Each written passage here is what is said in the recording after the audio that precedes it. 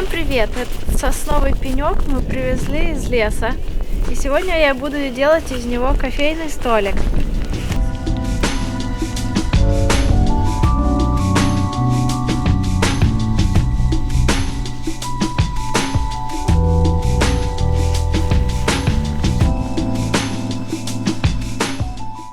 Эта часть будет низом столика, и он стоит на столешнице.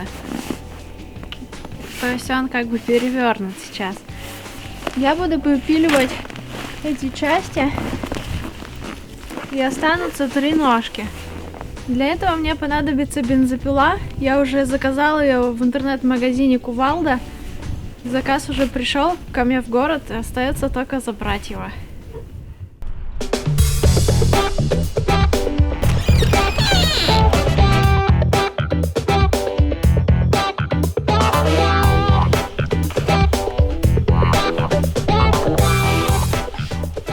На сайте Кувалда я уже выбрала именно эту пилу, это Husqvarna 135, и сейчас я просто заберу заказ.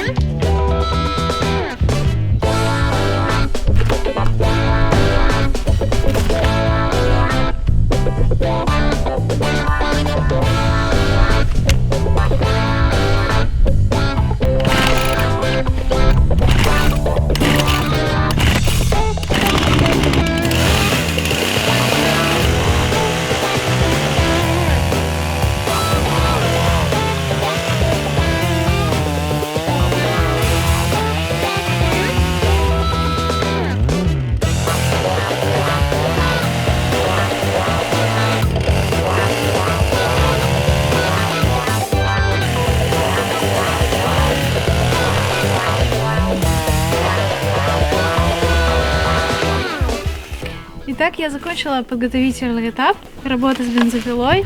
Это было даже проще, чем я думала, но все равно немножко устали руки. Но мне понравилось. Сейчас для продолжения работы мне понадобится скобель. Для этого я съездила в магазин Рубанки Нет, и мне там посоветовали одну из моделей.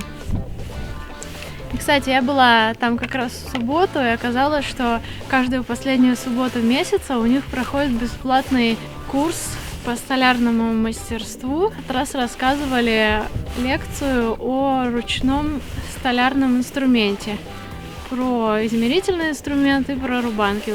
Было очень интересно, и, конечно же, я посетила этот курс, пока была там. Очень острый аппарат. Его хватит надолго. Вот вам для ваших работ сколько вы собираетесь 100 штук сделать? Нет, одну пока. Вам точить не придется Хорошо, вообще. Ладно. Тогда не надо точить. То есть, по идее, да, он готов к работе. Ага. А что у вас там какое-то мероприятие проходит? А мы решили последнюю субботу месяца устраивать лекции, да. И для нас это полезно.